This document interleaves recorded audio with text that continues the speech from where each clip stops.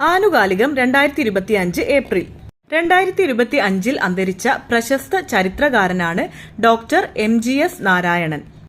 രാജ്യചരിത്രത്തിൽ ആദ്യമായി ഗവർണറുടെയോ രാഷ്ട്രപതിയുടെയോ ഒപ്പില്ലാതെ സുപ്രീം കോടതി അംഗീകാരത്തോടെ 10 ബില്ലുകൾ നിയമമാക്കി വിജ്ഞാപനം ചെയ്ത സംസ്ഥാനമാണ് തമിഴ്നാട്.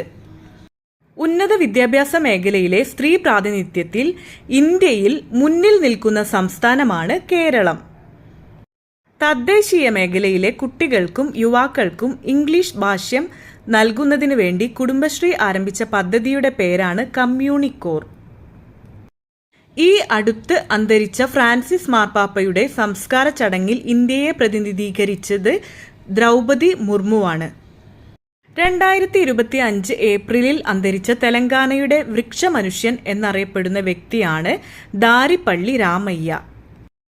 കേരള ഫയർഫോഴ്സ് മേധാവിയായി നിയമിതനായ വ്യക്തിയാണ് മനോജ് എബ്രഹാം.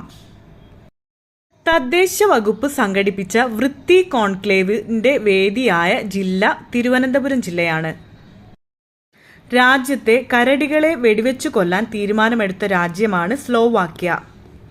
2025 തലേക്കുന്നിൽ ബഷീർ സ്മാരക പുരസ്കാരം ലഭിച്ചത് K. ജയകുമാറിനാണ്.